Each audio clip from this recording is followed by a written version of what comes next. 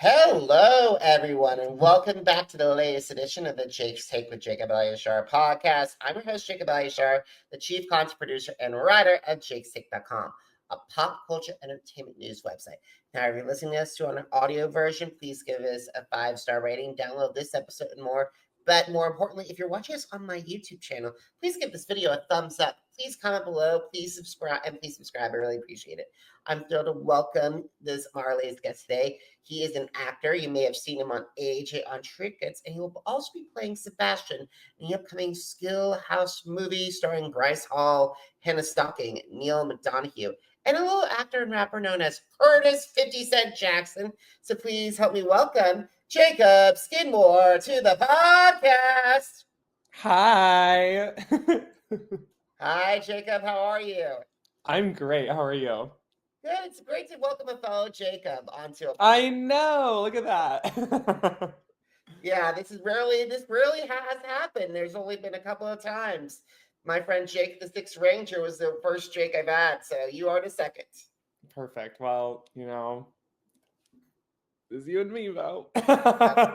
Absolutely. But let's get started. I would love to know your origin story. So when did you get interested in performing, and how did that passion evolve into desire to pursue a career in the entertainment industry? Yeah. I grew up in Portland, Oregon, in a suburb of Portland called Lake Oswego. And in middle school, I got into tap dancing a little bit. I saw Anything Goes was like a musical that was on Broadway at the time. The revival of it with Sutton Foster, and there's a huge tap dance number in that show. And I saw that for the first time and was like, I want to do that. So I bought tap shoes and tried to teach myself how to tap dance, and I was able to pick it up pretty fast. So I got into a actual tap class, a recreation tap class, a once a week kind of thing. And that studio scouted me for their performing company. And then the next year I was on their performing company doing dance competitions. It was Dance Moms, basically. Without the Abby Lee, I hope. No Abby Lee. Only no, it was no, it's not like that. I swear to God, it's not like that. That's great. It's amazing because both of us started in middle school with performing with. I did 5th grade choir and theater all the way up to senior year of high school. So I love that performing back. Yeah, and then through dance, I started to get into theater. And then I joined a theater company in Portland called Staged. Sorry, this is my cat. She's saying hi. Hi, what adorable. I joined this theater company called Staged in Portland and started working professionally in theater a little bit, and then that kind of went into TV and film and working that. Awesome. So one of your first projects, is many of my audience members might know you from your time as AJ on Netflix's Trinkets. So what were some of your most memorable moments filming the series? Well, that was crazy. Because I was cast as a local out of Portland. Most of the other casts were out of LA. So I had never been on a film set before. My very first day of shooting was so I'd literally never been on a film set, and this was a giant big budget Netflix series. And the first day of shooting was my 2 introductory scenes, my introductory scenes of my character. And it was in this thing called block scheduling, block shooting. So, pardon me. Basically, one director does the first 2 episodes, and another director does 3 and 4 and 5 and 6, and so on and so on. And so also on my first day was the middle of a block. So there was 2 different directors on the same day. So basically, I'd never been on a film set before. I came onto the set. I basically had to do my 2 introductory scenes as my character and work with 2 different directors at the same time. And I was just trying to survive. But also you may have earned your respect from your crew, because being the only local in the Portland show and all the best are Los Angeles, you could definitely help you out saying, hey guys, this is the place to eat. That's a place to go grab coffee, and that's basic, and then that's a place to go grab drinks. I do have to say, I was not the only local. There was a handful of us, really, really great people. One of them, Jessica Lynn Skinner, is like one of my bestest friends of all time. We moved to LA together. She played Kayla Landis on the show, and her and I became best friends on that. But yeah, there's a lot of really talented people up in Portland. It's a really, and it was at that time where Portland's kind of had like cycles for like a while. It was like Grimm and Leverage and The Librarians and all these network shows were kind of filming up there, and then those kind of died down. And then a couple years ago when Trinkets was shooting there was all of these streaming shows that shot up there. I think Pretty Little Liars shot up there. American Vandal, another show, was shooting up there around the same time. So they've kind of had these renaissances of like different types of mediums that come up there to shoot. And that's always amazing. That's always amazing. So you also did something very interesting, and I find it incredible because you also did an English dub for a show for a character called Mark and Boom Boom Bruno, because I find it very fascinating when you have like a dub, when you do a dub on a foreign language project. Yeah, that was also crazy. That was the first time I only ever had dubbed myself to do ADR. I had never dubbed somebody else, and that was a really exciting like project. Usually on those things, what I've learned now, having done other ones, it's more like you come in for one day and you kind of do a character in one day. And this was like a 3-week long, like coming in regularly to dub this character. And that was like, I was very much learning how to do it while I was doing it. And I had a great director. It was fantastic. That's amazing. That's amazing. And you also have to make sure that I've heard from previous guests that you have to make sure that you're watching the footage so you can match their lips while they move. Yeah, it's crazy. It's crazy how they do it. What you do is you basically are in this, like, it kind of looks like what you would record like a song in, where you have like one room and then a window and then another room with a sound engineer and a director. And you have a microphone, and the room's all padded and sounded out to make sure that all the sound is perfect. And you basically have a TV in front of you that shows the character, and then it's almost like a karaoke track that runs below it that has the lines in English, and there's all these symbols that are in there that mean different things.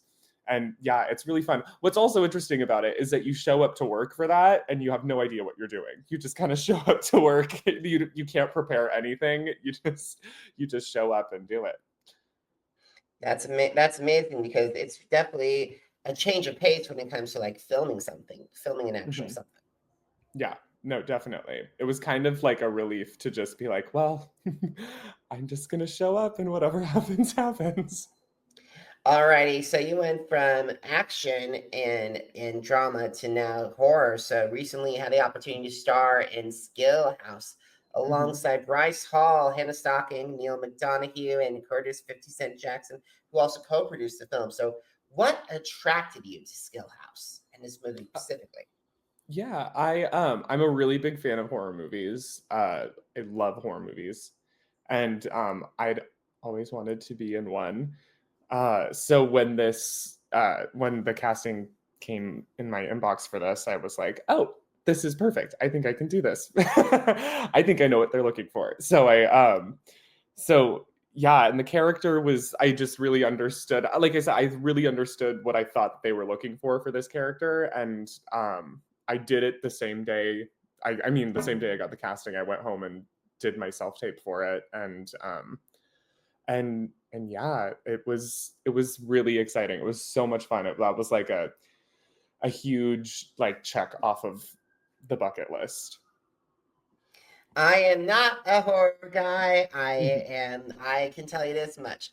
Audrey 2 terrifies me. Dark Spectre from Power Rangers terrifies me. Anything related to symbiotes terrify me. And yes, I will be kicking and screaming when I go to Dark Universe at Universal's Epic Universe, and I will never attend Halloween Horror Nights. So that's how much I am terrified of horror. Yeah. This one, yeah, I don't know how you're gonna I don't know how you're going to deal with this one then. Alrighty, so Skill House tackles the dark side of influencer culture. In your humble opinion, could you describe the dark side of influencer culture? Yeah, well, it's kind of complicated. I have a lot of people who I know that are influencers who do that professionally, and it's hard. It's hard when you are constantly kind of chasing to try to be relevant, and you're constantly looking for content to post about, to have something to post, and I think that can just be really, really challenging on a day-to-day basis to constantly be like doing that and grinding. And I've thought about that question quite a lot, and I think it could just kind of breed the it can just kind of breed inauthenticity, I guess, which over time, I think if you just are doing years and years and years of working, it can just, I think it can be hard. I think you need to surround yourself with a lot of people who you need to surround yourself with people who are influencers too, and I think you need to surround yourself with like safe people to like keep you grounded, I think, because it can be really, really rough. Absolutely. I know the feeling. I'm like, I see a lot of my colleagues in podcasting all the time doing like, hey, they got guests that I really wanted to grab and talk with. And then also you have people that have higher number accounts, but at the same time, we're all each other's journey. And in all honesty, the grass is always greener. It's a very dangerous road to travel. Yeah, no, I completely agree. Yeah. I'm like thankful that that isn't my job. Oh yeah, I want to absolutely. stick to performing. Same with me, and I'll stick with podcasting and like slowly talk and showcase my life. But that's basically it. It's like if I ever have an honor to get sponsored or be a spokesperson for somebody for a company I like, yes, absolutely, I'll take it. I'll take that on. If I'm able to interview a lot of if able to get a dream bucket list guest, absolutely bring them on if I'm able to get it. If they let me if history has a chance to post. So that's what I hope. Yeah, no, totally. But I also do have to say that a lot of the influencers that I've met, especially doing the show, are great, are lovely people. I have nothing bad to say about anybody. Absolutely. And the thing is, you and I both know there are people that are just posting, we're smiling, and they could also they have like a two-faced side of them. Yeah. Alrighty. So what will be some of the lessons that my audience can take away when they watch Skill House? I think that just protect yourself and be careful on social media and be careful about how much you're on your phone and how much you are listening to, fake people online and comments and likes and how much you're comparing yourself to other people because it can be really, really dangerous. And yeah, I mean, in this film, that's what we are trying to do to stay alive, is to try to be more outrageous and get as many views and attention as possible to like stay in the game, in the movie, to live. So yeah, I would say protect yourself from that emotionally. Absolutely, absolutely. I agree completely. Now, why should my audience watch Skill House? Watch Skill House if you want to see a good old fashioned bloody horror movie that's written and directed by Josh Stollberg, who is a fantastic writer director. He's done the last couple Saw movies, and he's written them, and he's a gem. Awesome. So, last question. Are you ready? Yeah. Where can my audience watch Skill House? Where can they be able to find watching Trinkets? And also, more importantly, if you're on social media, where can they connect with you? Yeah. I am on Instagram. It's just my name, Jacob.Skidmore, if you want to connect with me. And then the film, I've been told, is going to be released theatrically, so it's going to be in the theaters, and that's Skill House. And then Trinkets, you can stream on Netflix, both seasons. Alrighty, guys. If you missed an episode of the Jake's Take with Jacob Elyachar podcast, visit our channels on Amazon Music, Apple Podcasts, iHeartRadio, Spotify, and Spreaker. Once again, Jake's Take with Jacob Elyachar, JACOBELYACHAR. Now, are you on social media? Because I'm on social media too. Blue Sky, Facebook, Instagram, Threads, Twitter, and YouTube. Jacob Elyachar, JACOBELYACHAR. Now, I want to find out what I think about the music world, what I thought about last season America's Got Talent. Head to jakes-take.com. The blog it started all, jakes-take.com. Jacob, it was a pleasure speaking to a fellow Jacob, and I'm excited to see where you go from here. Oh, thank you. It was great being here with you. You're so welcome, and guys. Thank you so much for watching. Thank you so much for listening. Until next time, have a great one, everybody. Goodbye.